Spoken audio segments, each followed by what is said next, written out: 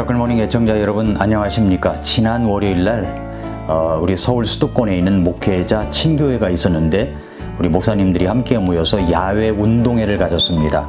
목사님들 모임에서 제가 짧은 시간이지만 건강 특강을 잠시 했었습니다. 그 중에 제가 추천했던 것이 바로 맨발 걷기입니다. 강의를 마치고 실습까지 했습니다. 적당히 걸을 만한 길이 없어서 잔디밭을 걸었습니다. 목사님들과 또 사모님들도 사역자들도 함께 걸었습니다. 맨발로 걸으니까 감촉이 참 좋았습니다. 기념사진까지 찍고 아주 좋았습니다. 오늘은 저희 교회 성도님들과 함께 맨발 걷기 체험을 합니다.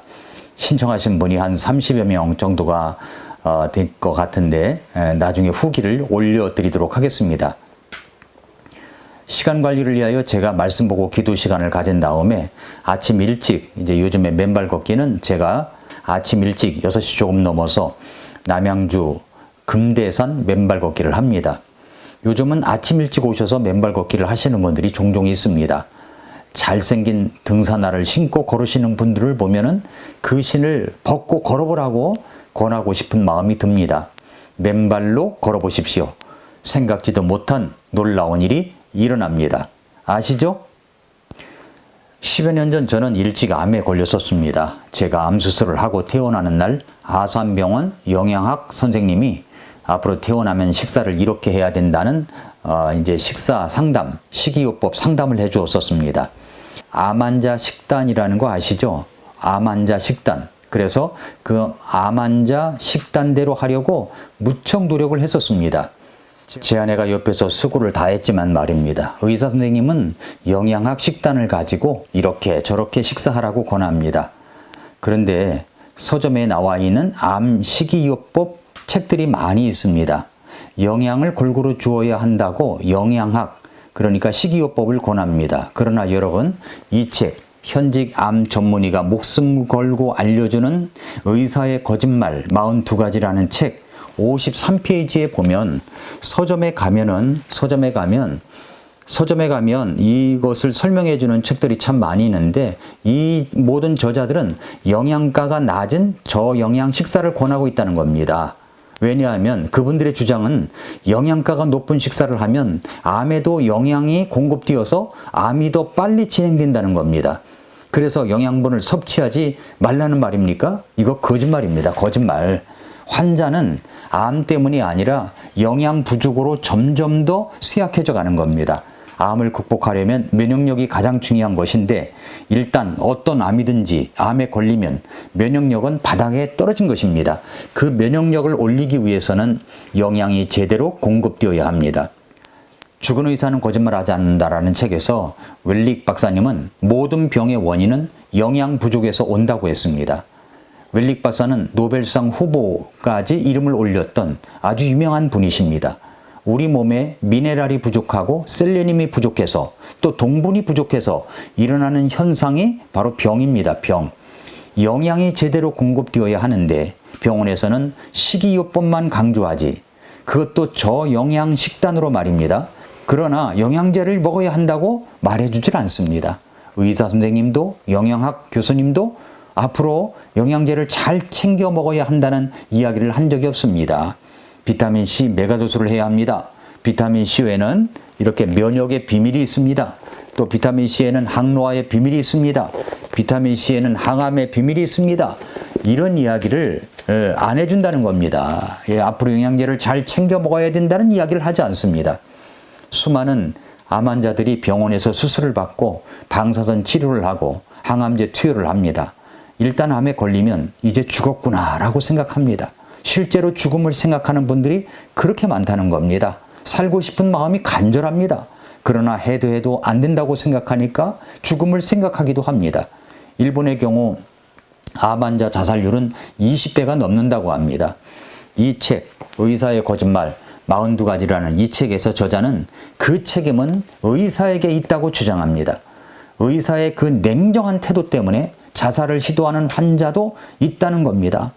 암이란 말을 들었을 때 의사의 태도가 너무나도 차가웠기 때문에 앞날을 비관하여 죽으려고 마음먹었다는 것입니다. 좀 위로해주고 또 격려해주는 말을 하면 안 됩니까? 의사 선생님이? 그러나 의사 선생님들 중에는 그 말을 싸가지 없이 하는 분들이 참 많습니다. 이분은 이야기합니다. 의사들이 표준 치료에만 얽매이지 말고 첨단 치료와의 조합으로 완치할 수도 있도록 환자를 도와야 한다고 말합니다. 이것을 알아야 됩니다. 영양이 부족하면 면역력은 나아지지 않습니다. 면역력을 높이기 위해서 해야 할 것이 있습니다. 그 세 가지를 제가 말씀드리고 싶은데, 그 세 가지를 이야기하기 전에 제가 두 가지 법칙을 먼저 이야기하고 싶습니다. 하나는 뭐냐면 1대 29대 300의 하인리 법칙입니다. 큰 사고가 일어나기 전 300번의 신호와 29번의 경고가 있는데 그것을 무시하고 쌓이다 보면 한 번의 큰 대형 사고를 만나게 된다는 법칙입니다. 건강도 똑같습니다. 우리의 몸에 대형 질병이 나타나기 전 300번의 작은 신호를 보내고 있습니다.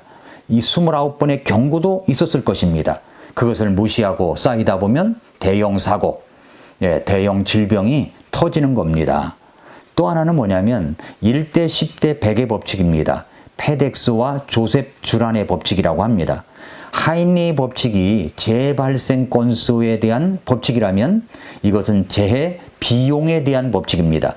자, 불량이 생겼습니다. 그랬을 때 즉시 고치면 일의 원값밖에 들지 않지만 책임 소재에 대한 문책이 두려워서 불량 사실을 숨기고 불량 제품이 그대로 기업의 문을 나서면 10의 비용이 들며 이것이 고객의 손에 들어가 클레임이 되면 100의 비용이 된다는 법칙입니다. 예방 비용은 1이 듭니다. 평가 비용은 10이 듭니다. 실패 비용은 100이 들 수가 있습니다. 질병도 똑같다는 사실을 알아야 됩니다.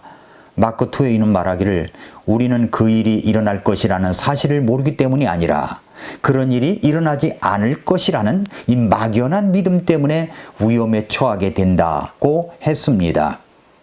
지금 예방하고 준비하지 않으면 100의 비용이 들어가는 것이 아니라 어떤 비용을 들여서라도 회복할 수 없는 그런 것들이 올 수 있습니다. 건강이 그렇습니다. 지금 운동하고 병을 예방하고 건강하게 살아가지 아니하면 나중에 어떤 비용을 들여도 복고불능이 될 수가 있습니다. 그래서 저는 목사인 제가 제 영역을 넘어서 건강에 대한 방송을 하는 이유도 여기에 있는 겁니다. 일주일에 한 번 이런 방송을 합니다. 예수님께서는 직접 병을 고치셨지만 저는 병을 고칠 능력은 주어지지 않았습니다. 다만 건강을 위한 기도와 예방을 위한 사전 정보는 나눌 수 있기 때문에 예방 비용 2를 투자하는 겁니다. 2를 투자하자는 것입니다. 이미 건강에 대한 어려움이 있어서 100을 들여야 하는 분도 있을 것입니다. 어떤 분은 10의 비용을 들여야 하는 분도 있을 겁니다. 어떤 분은 2를 들여서 예방을 하는 분도 있을 것입니다. 이런 분들이 명심해야 할 것 3가지입니다. 결코 포기하지 말고 우리가 해야 될 것 3가지를 꼭 하시기 바랍니다. 첫째는 뭐냐면 건강 식단으로 이상적인 식사를 해야 합니다. 일본에서 120만 부 이상 팔린 책이 있습니다. 그것이 어떤 책이냐면 병 안 걸리고 사는 법이라는 책에 보면 무엇을 먹는가가 당신의 건강을 결정한다라고 말하고 있습니다. 그래서 시냐 히로미 박사는 아예 자기의 건강 식사법 8가지를 말하고 있습니다. 제가 노트한 것 보여드리겠습니다. 식물식, 동물식은 85대 15의 비율로 먹어라 라고 얘기합니다. 왜 그런지 아십니까? 우리의 이가, 치아가 32개인데 고기를 먹기 위한 성고니는 1쌍, 식물을 먹기 위한 이는 앞니 2쌍, 그리고 어금니는 5쌍입니다. 그러니까 7대 1의 비율이죠. 그러니까 식물식은 85%, 동물식은 15%를 먹으라고 말하는 겁니다. 땅에서 나는 것 85%, 동물성 가운데 사람의 체온보다 높은 것 말고 낮은 것 15%, 공장에서 나는 것은 0% 이렇게 식사를 해야 한다고 말합니다. 이게 첫 번째, 우린 건강식을 해야 합니다. 잘 먹어야 됩니다. 두 번째는 영양제를 꼭 먹어야 됩니다. 예를 들어서 철분을 섭취한다고 합시다. 철분이 미네랄이죠. 50년대는 사과 2알이면 충분한 영양이 들어있었는데 지금은 사과 13알을 먹어야 한다고 말하고 있습니다. 50년대는 시금치 한 단이면 충분한 미네랄이 들어있었는데 지금은 시금치 19단을 먹어야 한다고 말하고 있습니다. 무슨 말입니까? 땅이 산성화되어서 그만큼 식물에서도 영양이 충분히 들어가 있지 않다는 말입니다. 그래서 영양제를 먹어야 합니다. 저는 매일 아침, 점심, 저녁으로 영양제를 먹습니다. 죽은 의사는 거짓말하지 않는다라는 책에 보면 우리 몸은 하루에 120종의 영양소가 공급되어야 한다고 말하고 있습니다. 90가지 필수 영양소, 30가지의 부차적 가치가 있는 영양소. 그렇게 이제 흡수하면 900가지의 질병이 예방되고 800가지의 질병에 효과가 있다라고 말하고 있습니다. 그래서 저는 일반 영양제, 세포 흡수율이 20에서 30%만 되는 영양제가 아니라 세포 흡수율이 98% 이상 되는 분말 영양제를 매일매일 먹고 있습니다. NTC 공법으로 흡수율이 그렇게 높습니다. 나중에 기회가 되면 이 영양제에 대해서 구체적으로 이야기하겠습니다.